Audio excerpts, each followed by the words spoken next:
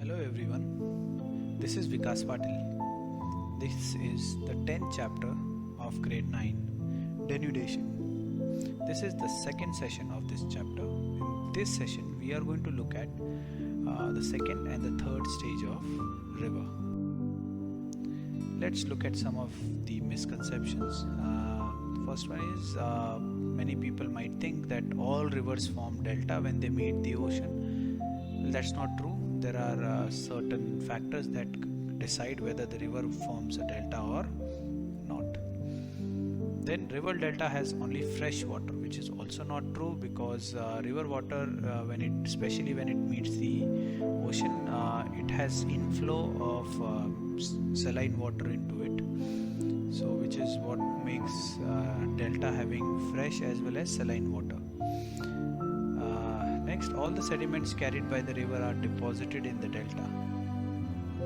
So that's not true, because many large size sediments are deposited much earlier than the last stage of the river.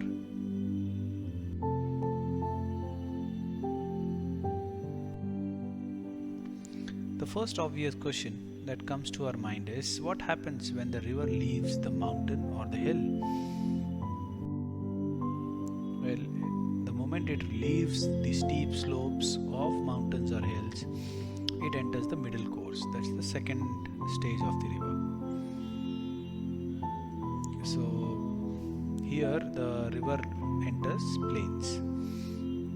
The gradient of the river, the slope of the land, it becomes gentle, and of course with the gradient the velocity will become less, the discharge will become more.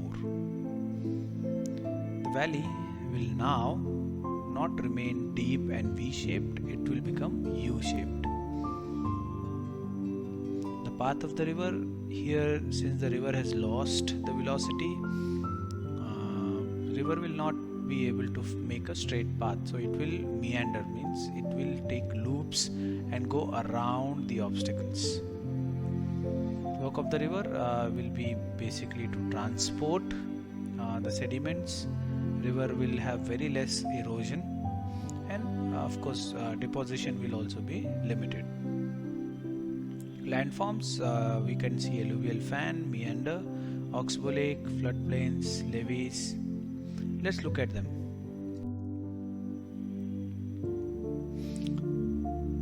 Can river carry its own load? Since now the river has lost its velocity, it is very obvious that the river will not be able to carry all the load that it was carrying in the first stage. So the very first landform that is formed at the foothills of the mountains or hills is an alluvial fan. Well, this is a fan-shaped, Chinese fan-shaped landform which is formed at the foothills, where the river leaves its traction load. That's the bed load. Large pebbles and rock pieces and boulders are left behind by the river as river loses its velocity, and then it accumulates at the foothill of mountain or hill. The alluvial fan is also known as bhabar in the local language in India. Next question is, can the river now create its own straight path? Of course not. Since the river has lost its velocity, it will find it very difficult to move straight. So the river will take the easiest path, so that will make it meander. So meandering river basically goes through loops. So it goes through multiple loops as it takes the easiest path to move forward.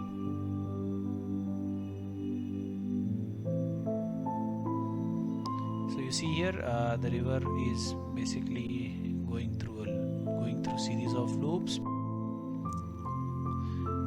How does the river meander?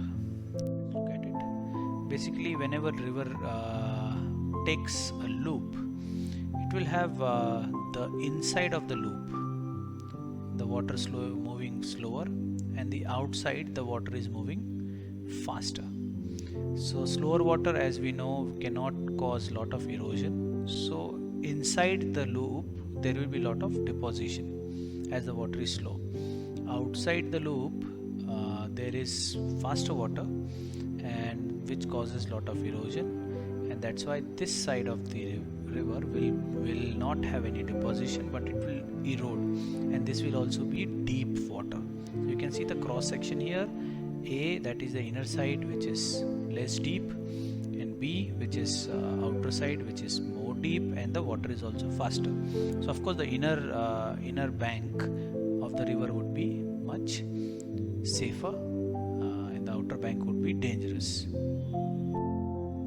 Again, an example of loop. So when the river takes a turn, one side has faster water, the other side has slow. When it takes turn towards the other side, the sides flip. So where the river erodes the bank in a meander, outside of the meander, it is known as a cut bank. So as you see in this picture, the outer side is eroded, that's the cut bank. Inner side there is deposition. This is known as point bar deposit. Here again a very good example of a meander. You can see the inner bank there is lot of sediment, and the outer bank there is depth. There is no evidence of deposition. So the A bank is inner bank here, B bank is outer bank. The next landform that we can find in the second stage of the river is an oxbow lake. An oxbow lake is a result of a meander. So what happens is when the river is meandering, the outer sides get eroded. So eventually these outer sides, as they are eroded, they come closer to each other, and there is a point when the river, instead of taking the loop, it starts flowing straight. And then once the river starts flowing straight, the entire loop gets cut off from the river because of deposits, and then it becomes an oxbow lake. You can see this is an example how the outer side of this loop and this loop, they both outer banks will be eroded, and then eventually the river will start flowing straight, and then the meander would become a separate lake sort of water body, which is known as oxbow lake.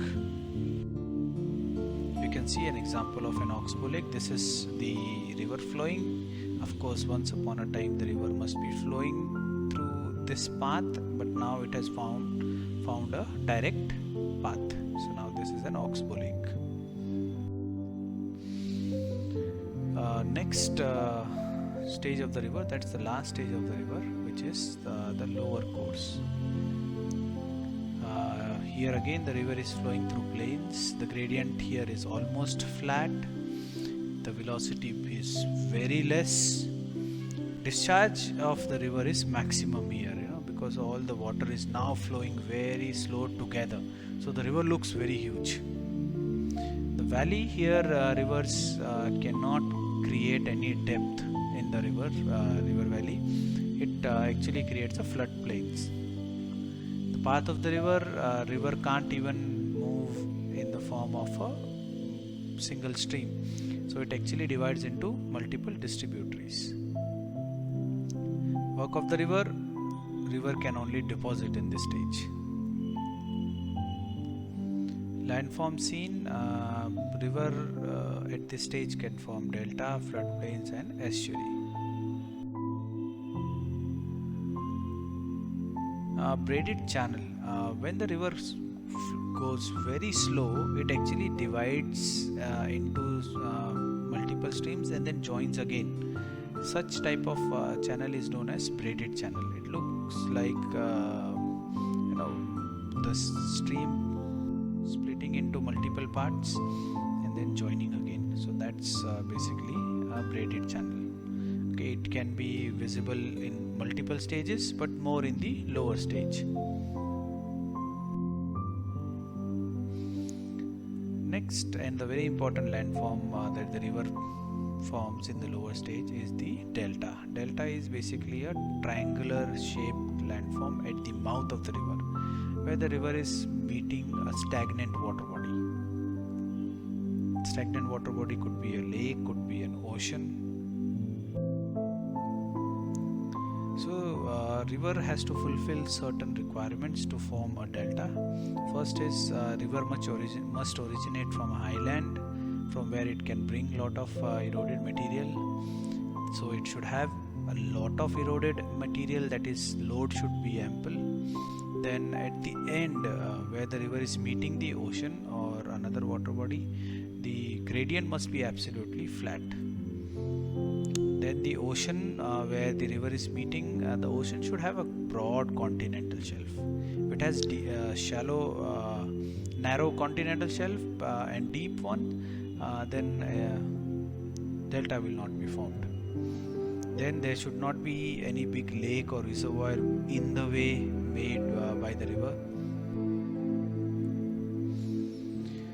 In case not, if all conditions are not fulfilled, the river forms estuary. Estuary is basically an inverted funnel shaped water body. Here the rivers do not distribute into smaller streams, whereas in delta it distributes into smaller streams.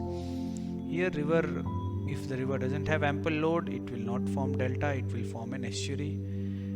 If towards the end of the river and at the mouth, if the slope is steep, again the delta will not be formed. And then if the ocean has a deeper continental shelf, so under these conditions river will not form delta, it will form estuary.